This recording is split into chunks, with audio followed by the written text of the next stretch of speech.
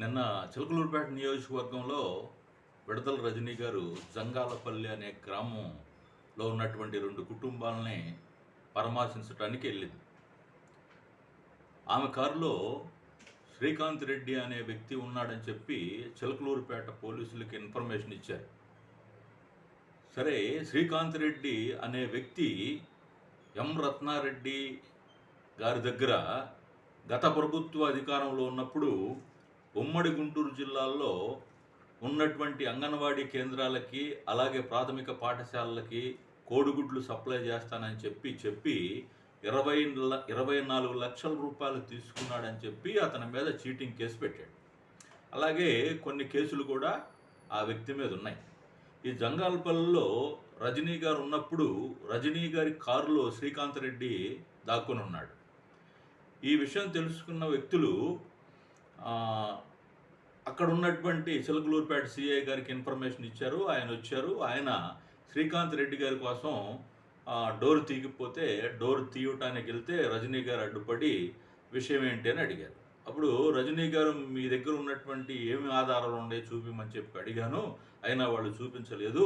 దౌర్జన్యంగా వ్యక్తులను తీసుకెళ్లారు.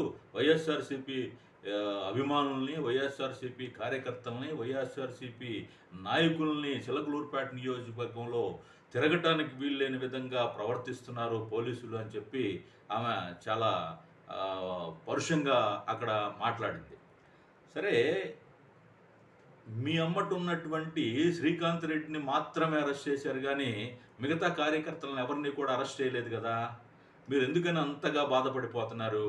మిగతా వాళ్ళని అందరినీ, మీ అమ్మట ఉన్న వాళ్ళందరినీ అరెస్ట్ చేసినట్లయితే మీరు బాధపడవచ్చు. కానీ శ్రీకాంత్ రెడ్డి అనే వ్యక్తి మీద పోలీసు కేసులు ఉన్నాయి కాబట్టి పోలీసులు వచ్చి అరెస్ట్ చేశారు.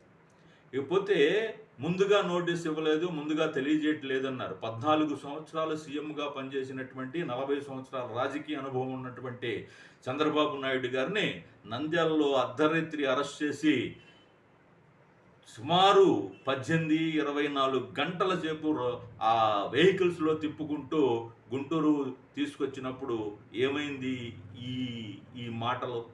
ఏమైంది ఈ మాటలు?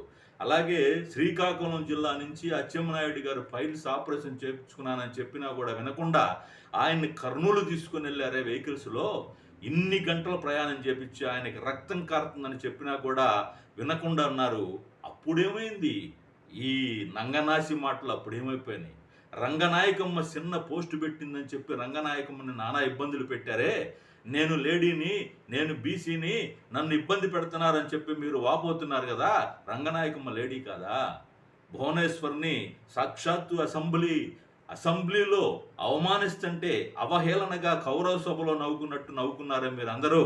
ఆమె ఆడదు కాదా? ఆమె స్త్రీ కాదా? మీకు ఇప్పుడు వచ్చిందా మీరు స్త్రీ అని, ఆడవాళ్ళని చెప్పి, బీసీ అని చెప్పి ఇప్పుడు గుర్తొచ్చిందా? అప్పుడు గుర్తు రాలేదా ఇవన్నీ కూడా?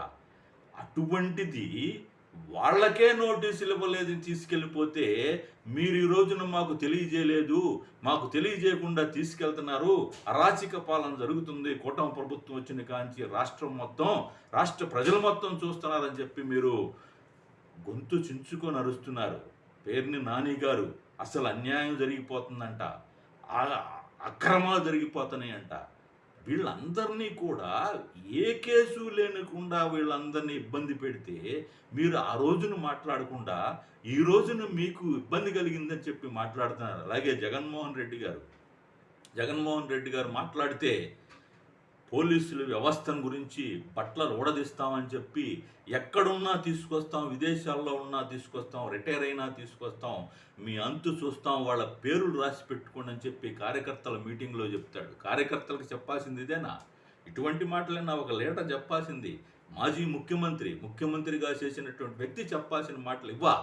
వాళ్ళు కార్యకర్తలు ఏ విధంగా తయారవుతారు అని ఆలోచన లేకుండా ఈ రకంగా పోలీసు వ్యవస్థను మాట్లాడుతున్నారే. ఏ విత్తనం నాటితే ఆ పొళ్ళు కాస్తాయి అని చెప్పి చెప్తున్నారు. జగన్మోహన్ రెడ్డి గారు ఆల్రెడీ మీరు విత్తనం నాటేశారు. మీరు నాటిన విత్తనం చెడ్డ విత్తనం. ఆ చెడ్డ విత్తనానికి చెడ్డ పళ్ళు కాసినాయి. ఆ పళ్ళను ఒక్కొక్క దాన్ని కోస్తున్నారు. ఈ ప్రభుత్వం ఆ పళ్ళను ఒక్కొక్క దాన్ని కోస్తున్నారు. కోసి ఒక్కొక్కరిని పంపిస్తున్నారు, జైలుకు పంపిస్తున్నారు. విత్తనం నాటేసేసారు మీరు. మీరేదో విత్తనం నాటుతున్నారు. ఆ విత్తనం ఫలం 25వ సంవత్సరం 2025లో 2029లో చూస్తారు అని చెప్పి మీరు మాట్లాడుతున్నారు. ఆల్రెడీ పండిందండి. పండి 25 వరకు ఈ కాయలు కాస్తానే ఉంటాయి, పళ్ళు పండుతానే ఉంటాయి. వాటిని తీసుకెళ్ళి కోసుకొని తింటానే ఉంటారు ఈ ప్రభుత్వం. కాబట్టి మీరేదో విశ్వసనీయత, ప్రతి వాళ్ళు మాట్లాడితే విశ్వసనీయత, మా పాలనలో ఇట్లా జరగలేదు, మేమిట్లా చేయలేదు, మేమెంత బాగా పరిపాలన చేసినా ఓడిపోయాము అని చెప్తారు. ఏం బాగా పరిపాలన చేశారో మరి ఎందుకు ఓడిపోయారో అర్థం కావట్లా. అట్లాంటి పెద్ద పెద్ద మాటలు మాట్లాడొద్దు దయచేసి. విశ్వసనీయత, మాట తప్పం, మడం తిప్పం, ఇటువంటి మాటలు దయచేసి మాట్లాడమాకండి వైసీపీ నాయకులు అని చెప్పి మీ అందరికీ మనవి చేసుకుంటున్నా. కాబట్టి నేరస్తులని దాయటం ఒక నేరం, అలాగే నేరస్తుల్ని అరెస్టు చేయటానికి వస్తే పోలీసులకి అడ్డం పడటం అనేది మరొక నేరం. కాబట్టి భవిష్యత్తులో మరి దీనికి కూడా కేసు పెట్టే అవకాశం ఉందేమో చూద్దాం. అలాగే మా ఇంట్లో ఎవరిని బతకనివ్వట్లేదు, మా మరిది గారిని అరెస్ట్ చేశారు అని అంటారు. అరే తప్పు చేయకపోతే ఎందుకు అరెస్ట్ చేస్తారమ్మా? తప్పు చేయకపోతే ఎందుకు అరెస్ట్ చేసి తీసుకెళ్తారు? మీ మీద మన కోపమా? చిలకలూరుపేటలో ఇంతమంది వైఎస్ఆర్సీపీ కార్యకర్తలు ఉన్నారు, వైఎస్ఆర్సీపీ నాయకులు ఉన్నారు. మరి వాళ్ళందరినీ ఎందుకని అరెస్ట్ చేయట్లేదు? ఎవరిని అరెస్ట్ చేస్తున్నారు? ఎవరి మీద అయితే కంప్లైంట్లు వస్తున్నాయో, ఎవరైతే నేరం చేశారో వాళ్ళని మాత్రమే అరెస్ట్ చేస్తున్నారు, వాళ్ళని మాత్రమే తీసుకెళ్తున్నారు. వాళ్ళ డ్యూటీ వాళ్ళు చేస్తున్నారు సక్రమంగానే.